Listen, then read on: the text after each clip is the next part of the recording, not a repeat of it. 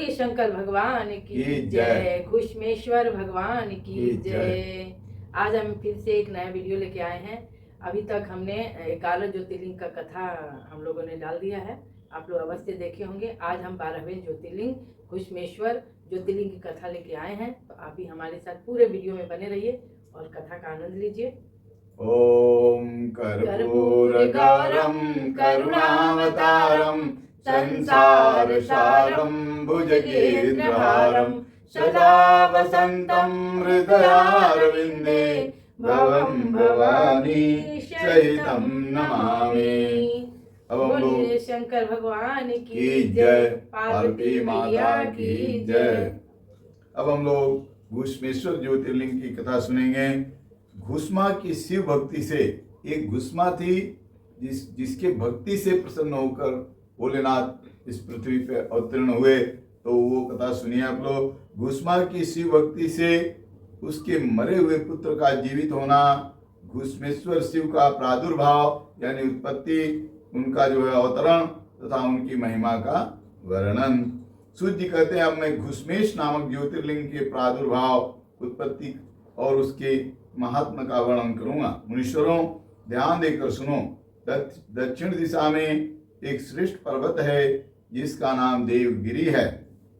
यह देखने में अद्भुत तथा नित्य परम शोभा से संपन्न है। उसी के निकट कोई भरद्वाज कुल में उत्पन्न सुधर्मा नामक ब्रह्मविद्ता ब्राह्मण रहते थे। उनकी प्रिय पत्नी का नाम सुदेहा था।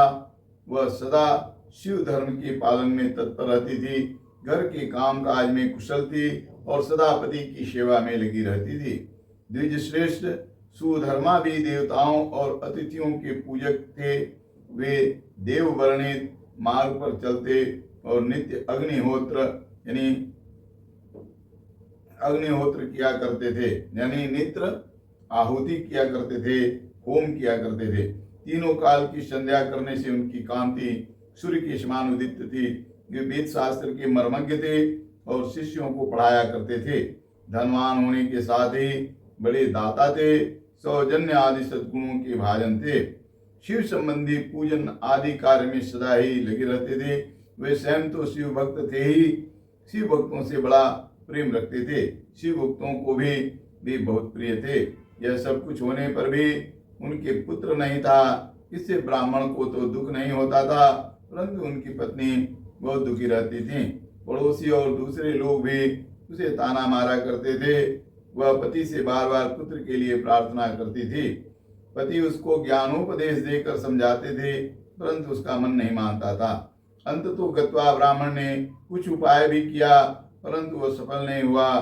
तब ब्राह्मणी ने अत्यंत दुखी हो बहुत हट करके अपनी बहन घुश्मा से पति का दूसरा विवाह कर दिया। यानी वो ब्रह्माणी जो है, जो घुश्मा थी, वो उस ब्रह्माणी की बहन थी। अब इसलिए उन्होंने शादी कर दिया कि पुत्र प्राप्ति होगी। विवाह से पहले सुधर्मा ने उसको समझाया कि इस समय तो तुम बहन से प्यार कर रही हो, परंतु जब इसके पुत्र हो जाएगा तब इससे स्पर्धा करने लगोगी।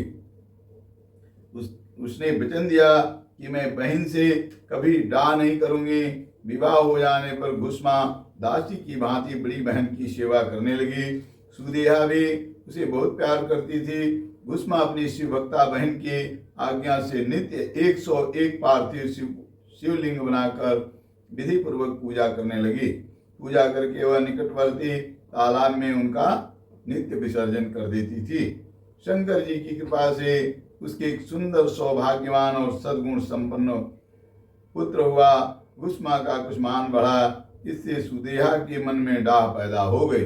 पहले उसने बोला कि हम इससे जो है ईर्ष्या नहीं करेंगे, लेकिन चूंकि उससे पुत्र हो गया और उसको लोग मानने लगे, इसलिए उसे डाह करने लगी, ईर्ष्या करने लगी। समय पर उस पुत्र का विवाह हुआ। पुत्र वधू घर में आ गई।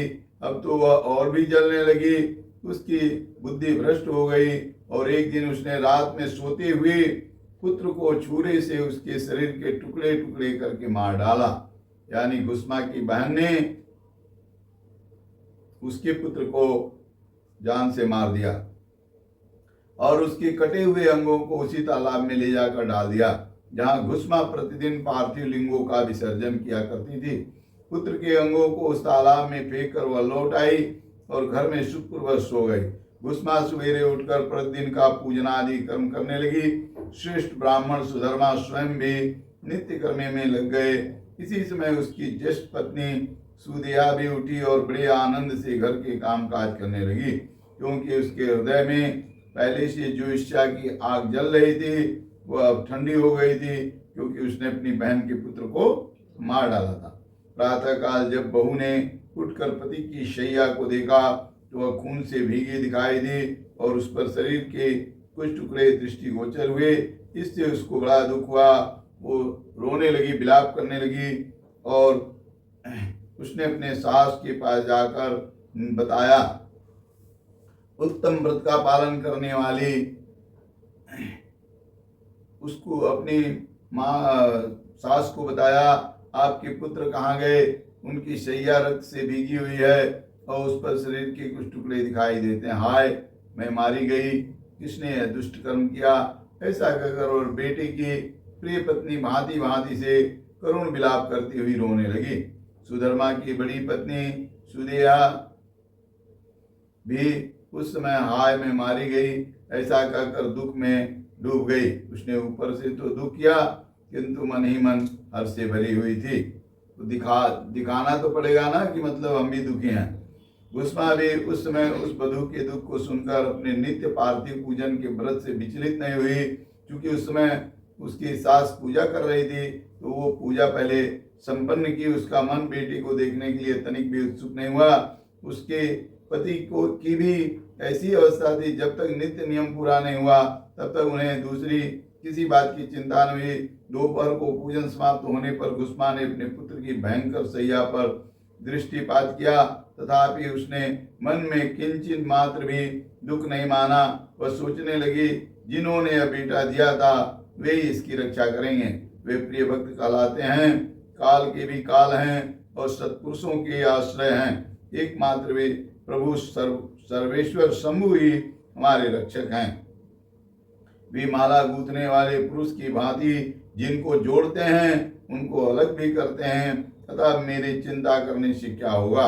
इस तत्व का विचार करके उसने शिव के भरोसे धैर्य धारण किया और उसमें दुख का अनुभव नहीं किया। वह पूर्वत पार्थिव शिवलिंगों को लेकर स्वस्थ चित्त से शिव के नामों का उच्चारण करती रही और तालाब के किनारे जग गई। उस पार्थिव लिंगों को तालाब में डालकर जब वह लौटने लगी तो उसे अपना पुत्र उसी तालाब के किनारे खड़ा दिखाई दिया। प्रेम से बोलिए शंकर भगवान की जय। सूर्य जी कहते हैं, ब्राह्मणों, उस समय वहां अपने पुत्र को जीवित देखकर उसकी माता घुस्मा को न तो हर्ष हुआ और न ही कोई विषाद हुआ। वह पूर्ववत स्वस्थ बनी रही। इसी समय उस पर संतुष्ट हुए ज्योति स्वरूप महेश्वर शिव शीघ्र उसके सामने आकर के प्रकट हो गए, खड़े हो गए। शिव बोले, सुमुखी, मैं तुम पर प्रसन्न हूँ, वर मांगो। तेरी दुष्टा सौत ने इस बच्चे को मार डाला था। भोले बाबा ने बता भी दिया, अतः मैं उसे त्रिशूल से मारूंगा। अब भोले बाबा गुस्से में हो गए और बोले, तुम्हारी बहन को मैं त्रिशूल से मार दूंगा। सूर्य जी कहते हैं, तब घुस्मा ने शिव को प्रणाम करके उस समय वह वर मांगा, नाथ, यह सुदेहा मेरी बड़ी बहन है, अतः इसको। सूर्य जी कहते हैं, तब घुस्मा ने शिव को प्रणाम करके उस समय यह वर मांगा, नाथ, यह सुदेहा मेरी बड़ी बहन है, अतः इसकी रक्षा करनी चाहिए, अतः आपको इसकी रक्षा करनी चाहिए। शिव बोले, उसने तो बड़ा भारी अपकार किया है, तुम उस पर उपकार क्यों करती हो? दुष्ट कर्म करने वाली सुदेहा को तो मार डालना चाहिए, मार डालने के ही योग्य है। घुस्मा ने कहा, देव, आपके दर्शन मात्र से पातक नहीं ठहरता, इसमें आपका दर्शन करके उसका पाप भस्म हो जाए। जो अपकार करने वालों पर भी उपकार करता है उसके दर्शन मात्र से पाप बहुत दूर भाग जाता है। प्रभु, यह अद्भुत भगवत वाक्य मैंने सुन रखा है, इसलिए सदाशिव जिसने ऐसा कुकर्म किया है वही करे, मैं ऐसा क्यों करूं? मुझे तो बुरा करने वाले का भी भला ही करना है।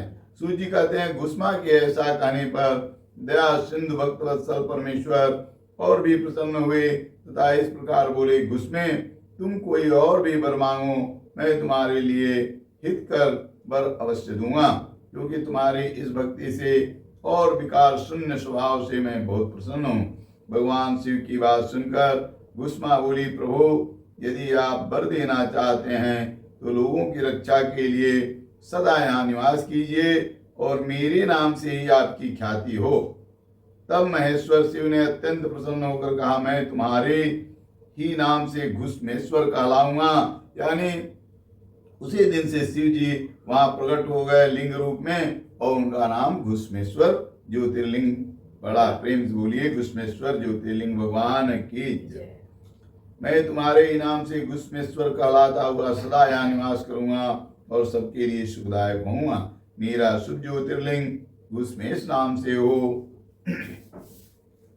यह सरोवर शिवलिंगों का आलय हो जाए और इसलिए इनकी तीनों लोकों में शिवालय नाम से प्रसिद्ध हो। यह सरोवर सदा दर्शन मात्र से संपूर्ण अभिष्टों का देने वाला हो। सुब्रते तुम्हारे वंश में होने वाली 101 पीढ़ियां तब ऐसे ही श्रेष्ठ पुत्र उत्पन्न होंगे, इसमें किसी प्रकार का कोई संशय नहीं है। वे सब के सब सुंदरी स्त्री, उत्तम धन और पूर्ण आयुष्य संपन्न होंगे, चतुर और विद्वान होंगे, उदार तथा भोग और मोक्ष रूपी फल पाने के अधिकारी होंगे। 101 पीढ़ियों तक सभी पुत्र गुणों में बड़े बड़े होंगे। तुम्हारे वंश का ऐसा विस्तार बड़ा शोभादायक होगा। ऐसा कहकर भगवान शिव वहाँ ज्योतिर्लिंग के रूप में स्थित हो गए। उनकी घुसमेश नाम से प्रसिद्धि हुई और उस सरोवर का नाम शिवालय हो गया। सुधर्मा, घुसमा और सुदेहा तीनों ने आकर तत्काल उस शिवलिंग की 101 दक्षिणावर्त परिक्रमा की। पूजा करके परस्पर मिलकर मन का मैल दूर करके वे सब वहां बड़े सुख का अनुभव करने लगे। पुत्र को जीवित देख सुदेहा बहुत लज्जित हुई और पति तथा घुसमा से क्षमा प्रार्थना करके उसने अपने पाप के निवारण के लिए प्रायश्चित किया। मुनीश्वरों, इस प्रकार वह घुसमेश्वर लिंग प्रकट हुआ। उसका दर्शन और पूजन करने से सदा सुख की वृद्धि होती है। ब्राह्मणों, इस तरह मैंने तुमसे 12 ज्योतिर्लिंगों की महिमा बताई। ये सभी लिंग संपूर्ण कामनाओं की पूरक तथा भोग और मोक्ष देने वाले हैं। जो इन ज्योतिर्लिंगों की कथा को पढ़ता और सुनता है वह सभी पापों से मुक्त हो जाता है तथा भोग और मोक्ष पाता है। ओम त्र्यंबकं यजामहे सुगंधिं पुष्टिवर्धनम् उर्वारुकमिव बन्धनात् मृत्योर्मोक्षीयमामृतात्। जैसा कि आप लोगों को पता है कि 1 से लेकर 12 ज्योतिर्लिंग, पूरे भारतवर्ष में 12 ज्योतिर्लिंग हैं और सभी ज्योतिर्लिंग की कथा हम लोग एक एक करके आपको सुनाए हैं, आपको प्रस्तुत किए हैं। आप सारी ज्योतिर्लिंग की कथा जरूर सुनिए, जरूर देखिए और भोले बाबा का आशीर्वाद प्राप्त कीजिए। प्रेम से बोलिए शंकर भगवान की जय, पार्वती मैया की जय।